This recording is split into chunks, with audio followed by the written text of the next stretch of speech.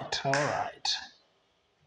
Hello, guys. Welcome to JK TV show, where we are going to analyze about the mass demonstrations that happened in this country on Monday, and we are going to look into details all the activities that took place, where we're going to look at the invasion of Northland farm that is believed to be owned by the first family of Mzee Jomo Kenyatta, and also the invasion of Spectrum Limited, that is a company associated with the former Prime Minister Raila Amolo Odinga.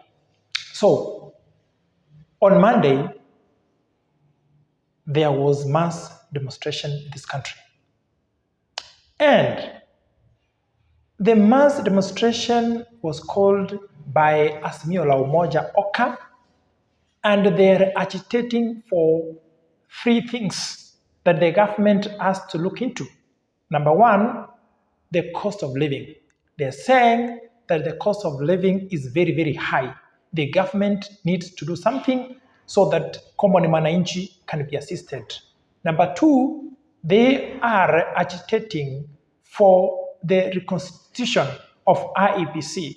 Remember, Wafula Chebukati, the former IEBC chair, and the other commissioners exited office. So IEBC, as we speak right now, it doesn't have commissioners. So we are on the process of reconstituting IEBC. And Azimio la Umoja, they're saying that the way that exercise is being carried out, it is skewed to favor the government. So they are against that each and every player is supposed to be involved in the reconstitution of IEBC. And lastly, they are saying that for us as Kenyans to believe that the government that is in place is legitimate, that the servers have to be opened. So Azimio la Umoja have called for mass demonstration each and every Monday. We had mass demonstration last Monday, and we had mass demonstration this Monday. But unlike last Monday, this Monday, there were some things that happened that were not good at all as a country. And remember, demonstrations are allowed in the Constitution. Article 37 and 38 of the Constitution do allow for people to picket and to demonstrate. So it is not illegal to picket, it is not illegal to demonstrate. But from the look of things, it seems that the government is hell-bent in saying that the demonstrations are illegal. And this statement came from none other than the IEG, Mr. Chavez Kome. He said that demonstrations are illegal. But what Kome forgot is that picketing and demonstrations are rights that are enshrined in our constitution. So Azimio la Umoja, they are just on point. They have not done anything wrong. But now, on Monday, there were some activities that happened that were not right. And we, as Kenyans, we have to condemn these actions with the strongest terms possible. Because if we don't do that, then this thing may escalate and become something different. And as a country, we don't want to take that direction. On Monday, it is believed that some goons were hired and went and invaded Northland farm that is owned by the first family of Mzee Jomo Kenyatta and the former president Uhuru Muigai Kenyatta and the family as a whole. That these people went there and they wanted actually to subdivide the land, I don't know, amongst themselves. And what happened is there was destruction of property. These people went there armed with machetes and power saws. And from the pictures that were shared online and in the mainstream media, we could see people felling down trees using power saws. We could even see people, carrying the sheep. Walibeba kondoo. And funny enough, there was no security apparatus around. There were no security apparatus around so that they could protect the destruction of that property. In fact, the police came on Tuesday, and they came shortly, and then they left. So that leaves a lot of questions to be asked. Why does the government allow such kind of things? Why is this country, people are not serious? Because the government that is in place is supposed to protect life and protect people's property. Why was the government? Where was the government when all these things were happening? Where were the police when all these things were happening? And also, the same goons went and invaded the company, Spectrum International Limited, that is believed to be owned by the family of the former Prime Minister Raila Odinga. They went there, threw stones, broke glasses, they were hurling stones, and it was a very bad scene. So as a country, we cannot allow people to destroy people's property without no reason. Azimio la Umoja, they are saying that there's maandamano is peaceful. Is peaceful maandamano, si maandamano ya kurusha mawe na kuharibu mali ya watu. And interestingly enough, Kenyans, on the same day of Monday, at night, in Kibra, there was crashes in Kibra at night.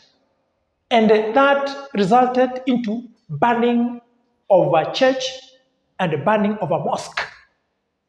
That one did not go well with the security apparatus because the security apparatus were not there. Police were not there when all these things were happening. And if as a country, we cannot take action, then this country, these things may escalate and we start having tribal clashes, like actually what we had in 2007, 2008. And we cannot at all cost allow ourselves to reach that low. So this country, we have a constitution that governs all of us. This is not a banana republic whereby you wake up one day, you decide to do things. We cannot. We have a constitution that binds all of us. And nobody is above the law. All of us, we must allow ourselves to be governed by the rule of law. It's not the rule of the jungle like what we saw on Monday. Goons attacking people's properties. Goons went, there was this supermarket in Kisumu. It is believed that some goons went there and stole everything from the supermarket. That is not a demonstration. In fact, that is robbery with violence. And I believe that as Azimio are, agitating for all these things that they want the government to do, they should do these things in strict conformity with the constitution. They should do it in such a manner that they don't cause any problem. They don't bring, the country to a standstill. And they are actually exactly doing that. It's only that we have some people who hide in these mass demonstrations called by Azimio, and then they start destroying people's property, which is not good at all as a country. So we are sinking too low. And we must rise up to the occasion and say no to impunity and say no to anarchy that we are seeing in this country.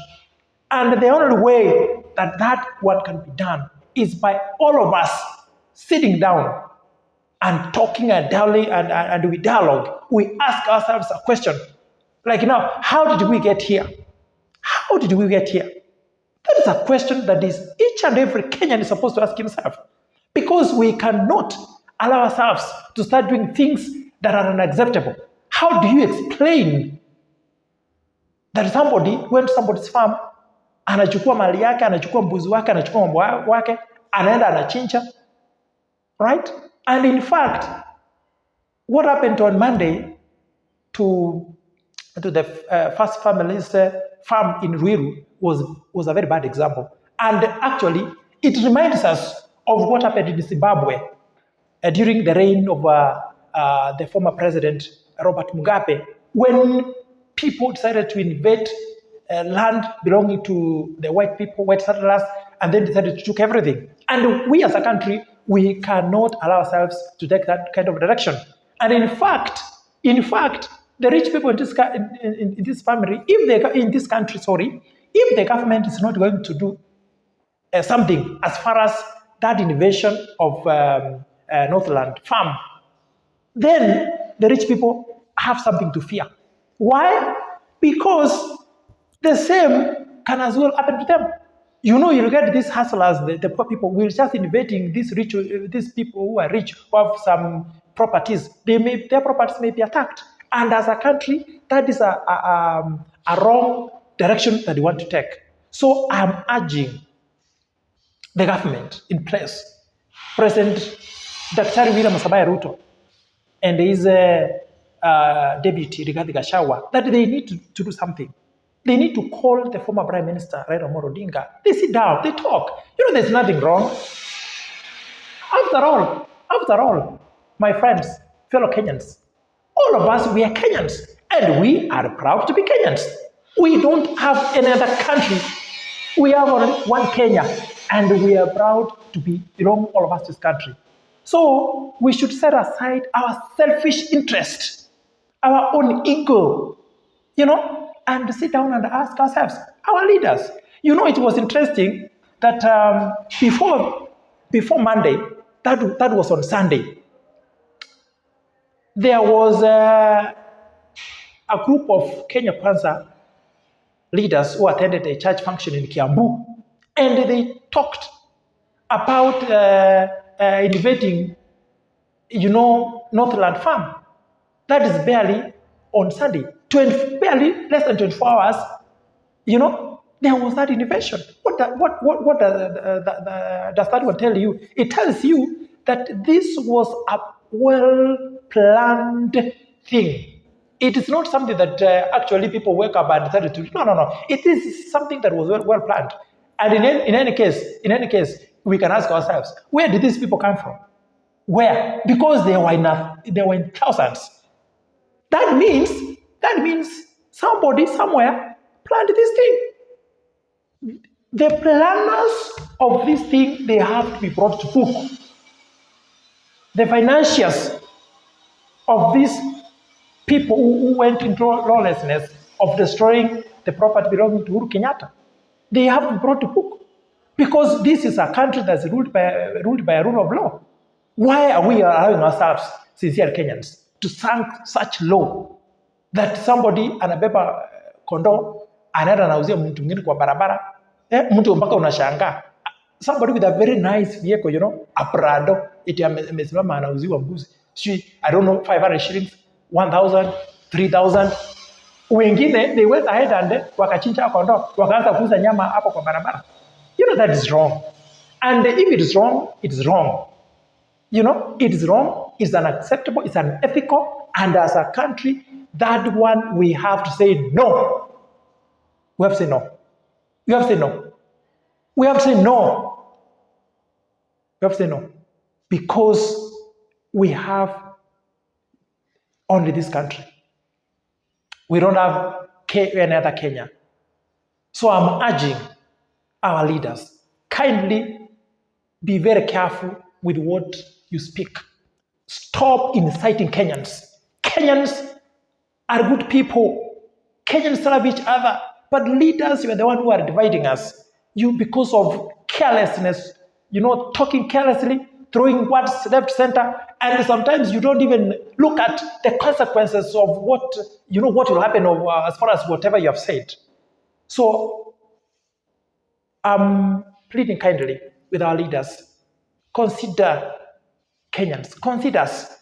Let us take this country to the right direction, but not take this country into anarchy, into a banana republic, and that one will not be good to us, and it will not be good even to other generations to come. We are writing a very bad history, and let us erase that history and let us do things the way they're supposed to be done by us and Kenyans. So the president and the former prime minister, kindly do something. Thank you very much for watching us. May God bless you.